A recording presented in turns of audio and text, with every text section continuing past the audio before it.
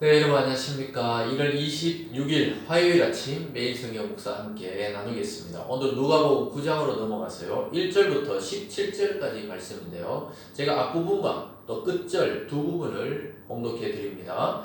예수께서 12제자를 불러 모으사 모든 귀신을 제어하며 병을 고치는 능력과 권위를 주시고 하나님의 나라를 전파하며 앓는 자를 고치게 하려고 내보내시며, 또 끝절 16절과 17절입니다. 예수께서 떡 5개와 물고기 2마리를 가지사 하늘을 우러러 축사하시고 떼어 제자들에게 주어 무리에게 나누어 주게 하시니 먹고 다 배불렀더라. 그 남은 조각을 12바구니에 거두니라. 아멘. 오늘 본문을 통해서 이 땅에 임한 하나님의 나라, 이 땅에 임한 하나님의 나라라는 제목으로 말씀을 증거하겠습니다. 예수님께서 육신을 입고 이 땅에 오심으로 해서 이제 하나님의 나라의 그 권능과 그 권세, 또 그러한 맛을 이 땅에 선포하고 계셨습니다. 즉 하나님, 우리 늘 하늘만 바라보고 있었는데 이 땅에 하나님의 나라를 건설하시고 임하게 하시는 예수님의 사역 중에서 오늘 놀랍게도 12제자를 파송하시고 또한 5,000명을 떡 5개와 물고기 2마리로 먹이시는 그 기적의 현장을 오늘 보게 될 것입니다. 이런 사건을 통해서 천국은 어떤 것이며 하나님 나라는 어떤 세계인지를 예수님께서 이 땅에 오셔서 제자들과 무리들에게 설명하고 보여주셨다는 것을 보게 되고, 오늘 우리에게도 이것이 그대로 적용됩니다.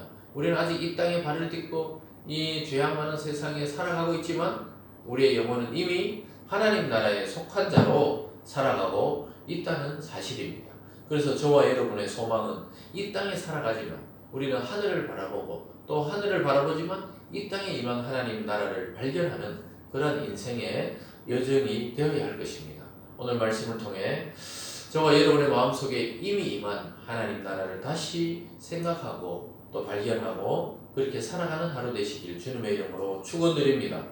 오늘 먼저 첫 번째로 예수님께서 12제자를 세우시고 파송하시는 모습을 보게 됩니다. 1절입니다.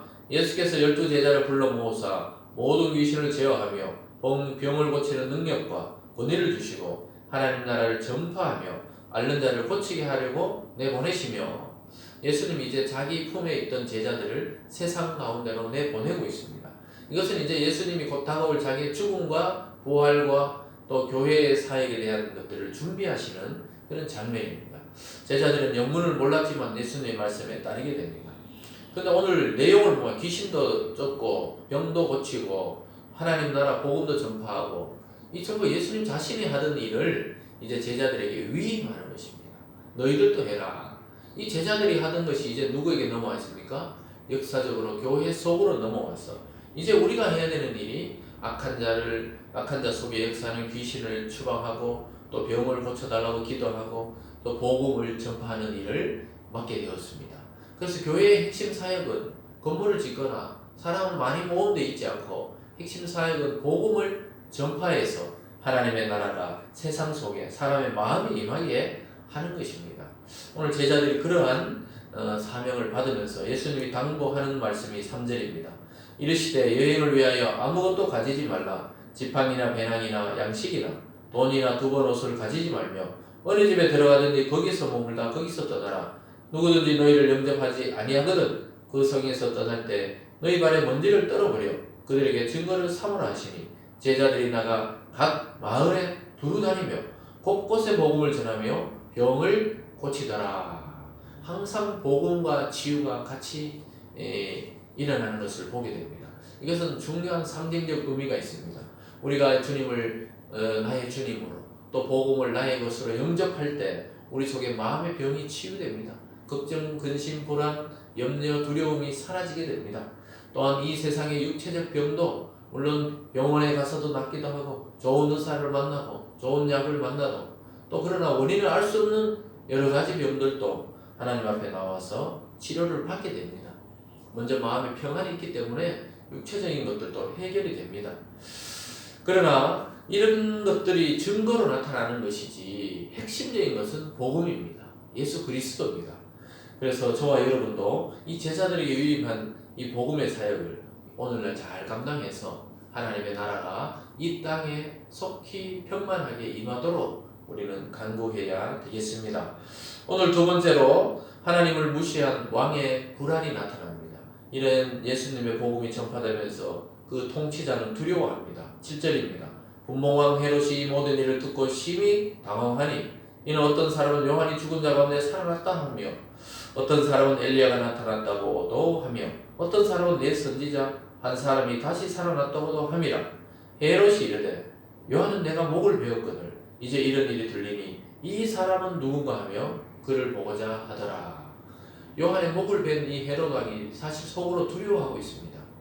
예수가 나타나 하나님 나라를 전파하고 제자를 파송하고 병자를 치유하고 말씀을 증거하면서 너무너무 당황합니다. 내가 분명히 세례요한을 죽였는데 이 자는 누구냐? 세례요한보다 더 큰 자죠.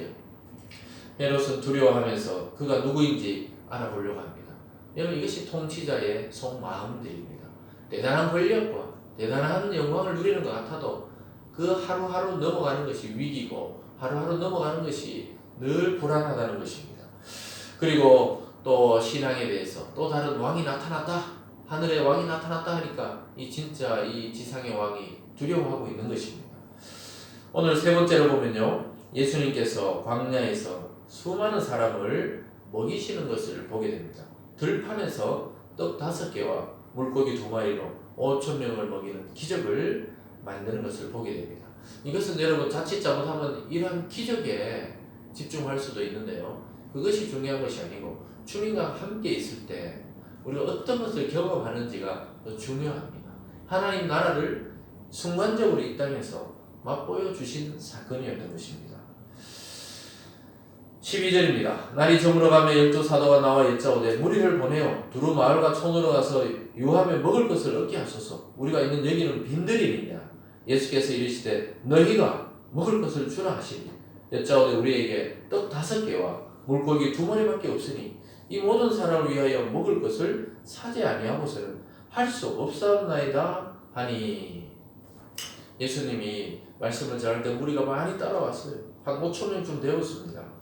그럴 때 날이 저물어 가니까 12제자가 와서 말해요. 예수님, 무리를 빨리 보내세요. 날이 저물고 여기 먹을 것이 없고 여기는 빈들입니다. 그런데 예수님께서 너희들이 먹여라 이렇게 말씀하시니까 제자들이 황당해하면서 이야기합니다. 예수님, 우리 떡 5개하고 물고기 2마리밖에 없단 말이에요. 먹을 것을 사지 않고는 안 됩니다. 이렇게 이야기하고 있는 것입니다. 그럴 때 14절에 이는 남자가 한 5,000명 됩니다. 제자들에게 이르시되 때를 지어 한 50명씩 앉히라. 50명 무리 지어서 5,000명을 군데군데 앉히라고 이야기하고 있습니다. 그래서 예수님은 하나님께 기도해서 그 작은 이 양의 음식으로 이 많은 사람을 먹이게 됩니다. 다른 복음서에 보면 이것은 어린아이가 가지고 왔던 도시락이었습니다. 예수님께 나와 이것을 드렸을 때 예수님께 하나님께 기도하고 이 능력으로 5,000명을 다 먹이시고 12바구니나 남았다고 이야기합니다. 15절입니다. 제자들이 이렇게 하여 다 앉힌 후 예수께서 떡 5개와 물고기 2마리를 가지사 하늘을 우러러 축사하시고 떼어 제자들에게 주어 무리에게 나누어 주게 하시니 먹고 다 배불렀더라. 그 남은 조각을 12바구니에 거두니라. 참 놀라운 기적이 일어났습니다. 우리의 작은 정성을 주님께 가지고 왔을 때 주님께서는 수많은 사람이 혜택을 입게 하십니다. 이것이 천국의 정신이요, 이것이 복음의 정신이요, 이게 하나님의 사랑의 정신인 것입니다. 그래서 우리는 요즘도 이런 일이 일어나냐 안 일어나냐, 이것이 기적이냐 아니냐, 또 이것이 동화 같은 이야기냐 아니냐, 여러 설이 있습니다. 그러나 가장 중요한 것은 역사적으로 예수님께서 이런 일을 행하셨고 기록되었고, 또한 무엇보다 그 정신, 나눔의 정신, 사랑의 정신, 또 천국의 정신을 맛보게 합니다. 천국은 이처럼 어느 한 사람도 낙오되는 사람 없이 모두 다 배불렀고 또 나와서 12조각을 12바구니를 담는 것과 같은 풍성함의 은혜를 누리는 곳이라고 이야기하고 있습니다. 그리고 결국 나중에 예수님께서는 이 자기 자신이 떡이라고 또 말씀하는 장면들이 나옵니다. 그러면서 이 떡은 자신을 상징한다. 떡은 생명입니다. 목숨을 상징합니다.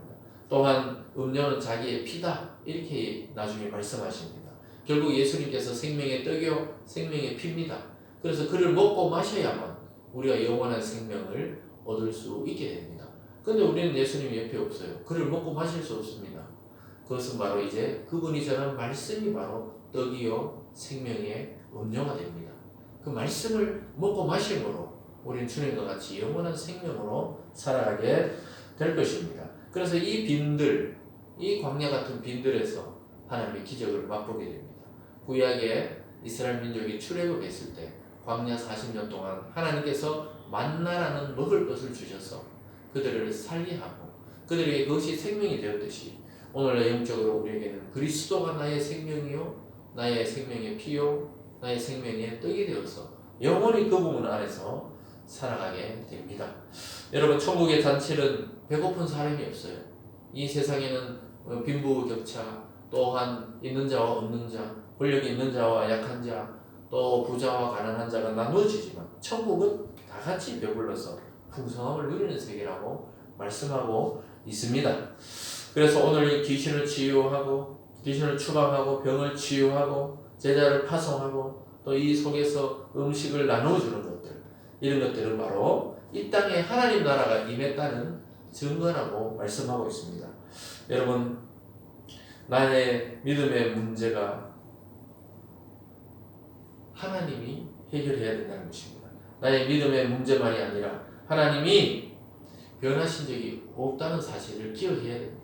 우리가 늘 우리의 믿음의 없음을 탓해야지 하나님이 부족한 분이 아니라는 것입니다. 제자들이 이거 어떻게 이걸로 다 먹습니까? 이랬을 때 예수님이 나 일단 나눠 앉으라 그러면서 하나하나 음식을 나눠주시는 것을 보면서 하나님 안에 불가능이 없다는 거예요. 제한하지 말라고 이야기하고 있습니다. 여러분 예수님의 희생과 사랑 이것은 바로 믿음으로 반응한 자의 것이 되는 것입니다. 오늘 말씀을 통해서 이 땅에 임한 하나님의 나라를 깊이 생각하시고 묵상하시면서 정말 여러분이 가진 그 작은 것으로 하나님께 드렸을 때 하나님의 풍성함을 우리 다 같이 누리게 된다는 사실을 기억하시면서 오늘도 복음 안에서 그리스도 안에서 평안과 축복을 누리는 한 날이 되시길 주님의 이름으로 축원드립니다. 기도하겠습니다. 사랑의 하나님 아버지 이 빈들에서 천국 잔치가 일어난 것처럼 하나님 광야 같은 이 세상을 살아가는 성도들에게 오늘이 바로 천국의 잔치가 되게 하여 주시고 말씀의 잔치가 되게 하여 주시고 이 말씀 붙들고 풍성함을 누리고 회복을 누리고 치유를 누리는 놀라운 기적의 하루가 될 수 있도록 주님 인도하여 주시옵소서. 무엇보다 우리의 일상이 회복되는 놀라운 은혜가 있도록 인도하여 주시옵소서. 감사드리며 예수님 이름으로 기도드리옵나이다. 아멘.